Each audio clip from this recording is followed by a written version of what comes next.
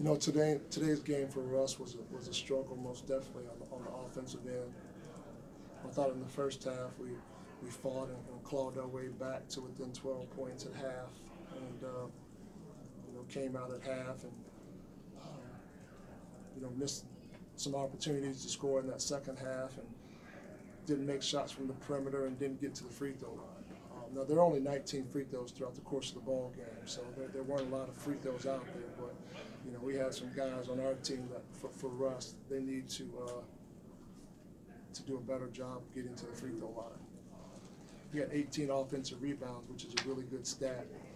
And you know, the rule of thumb is you get an offensive rebound. If you can go back up with it, you go back up with it. If you can't, you kick it out. And hopefully, a lot of times that leads to a wide open shot because the defense is scrambling. But you know, we got our shot blocked 10 times in there tonight. And you know, you get your shot blocked 10 times and turn the ball over 16 times like we did. You know, that's 26 possessions where you don't get a chance to put any points on the board. But Clemson played. You know, obviously they played really well. Thomas had a great game.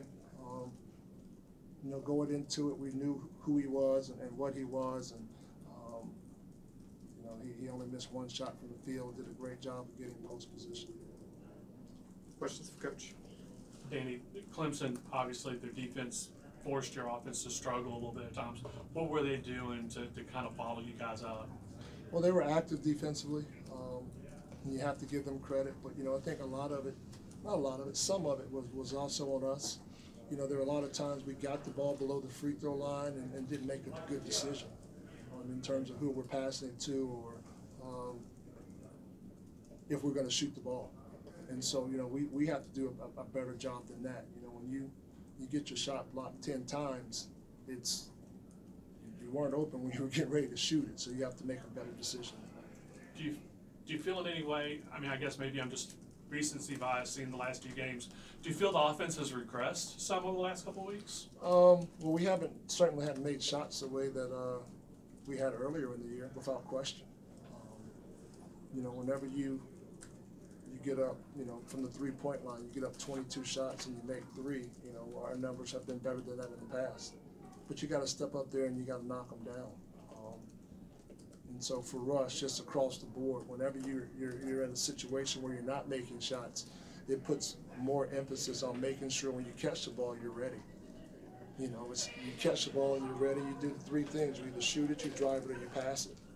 And, you know, a couple times out there for us, we caught the ball standing flat-footed and straight-legged, and before we could do anything, we had to get down in the stance, and the defense is able to recover at that point.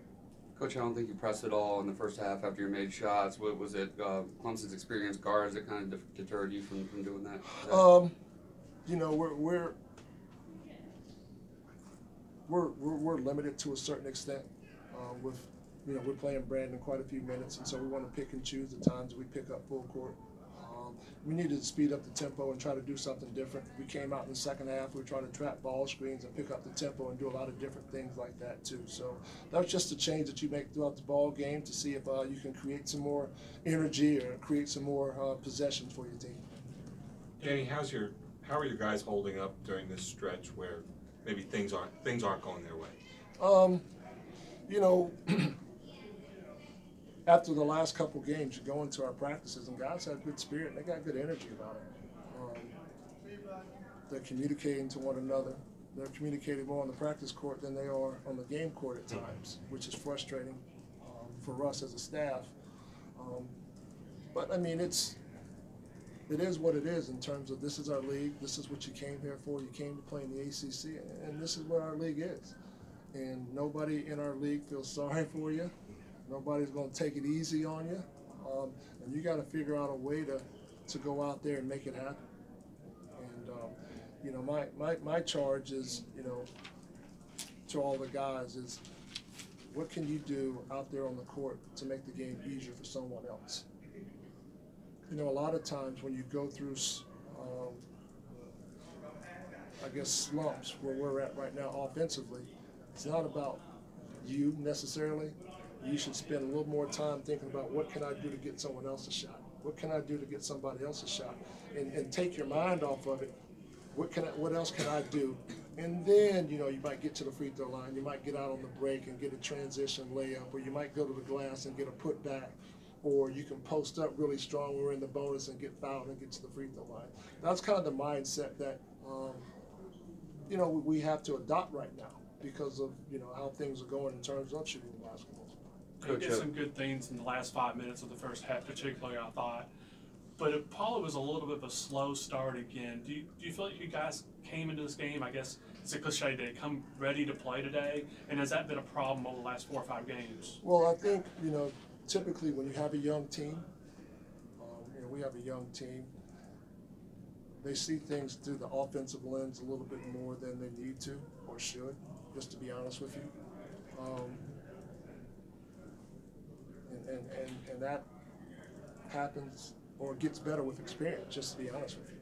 And so for me, that's when I say do something to make the game easier for someone else, and then you'll find your way. It's kind of what I'm alluding to. You know, it's not go out and say, I'm going to do this, or I'm going to put pressure on myself offensively to do this, because you're going to miss more shots than you take. That's just how it works. You know, nobody's a perfect shooter. You know, so you're going to miss shots, and you can't let missed shots take away from doing other things because you're frustrated with missing shots. You're going to miss shots. It's going to happen. It's going to happen a lot.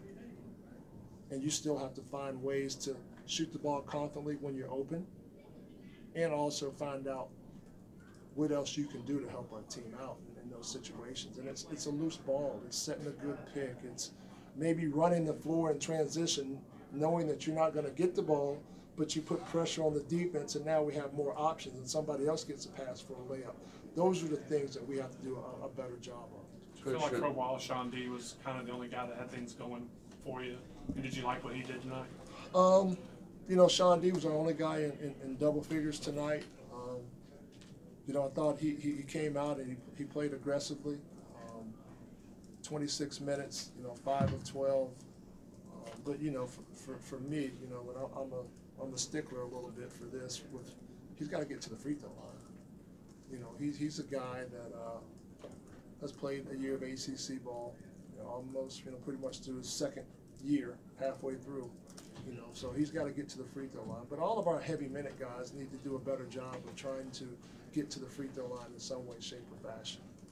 Coach Sharon is just a freshman, but obviously his dad was a big star here. How much do you think he was looking forward to this game? Do you think maybe his emotions got the better of him? He had a tough game, or was it just an off day for him? Depends on who you are and what you want to believe. You know, I remember playing, I think NC State my freshman year back in Greensboro, and it was, by my account, it was not a really good showing. And there were just a lot of emotions flowing through. So I'm sure he had some emotions flowing through. I know he spent some time in this building before for a lot of different reasons, whether it was coming back for a camp or coming back with his dad, when his dad would come back to a function here. So I'm sure there are a lot of different things going through his head. But yet and still, you know, you still got to go out and make things happen on the court. If Brandon struggled, obviously, you got to have a big game from him in a game like this. You feel like if he had just got one shot to fall, it might have opened him up a little bit? Well, anytime that you score the basketball, anytime you see it go in the hole one time, you feel good. You know, and it's whether it's a layup, whether it's a free throw, whether you get fouled and you toss something up and it bangs off the backboard 6 times and it goes in. As a scorer, you say, okay, I see the ball go through the nets. And, you know, he missed some shots today that he normally makes. Probably took a couple shots pressing in that situation. So, you know, the biggest thing for me, you know, with Brandon is he's got to do a better job for us just in terms of getting to the free throw line in that situation. You know, coming off those ball screens and really attacking that hedge guy and making that big guy make a decision either to let you turn the corner or to foul you as you try to turn the corner. Anything else for Coach? All right, thank you. Thank you, Coach. Thanks.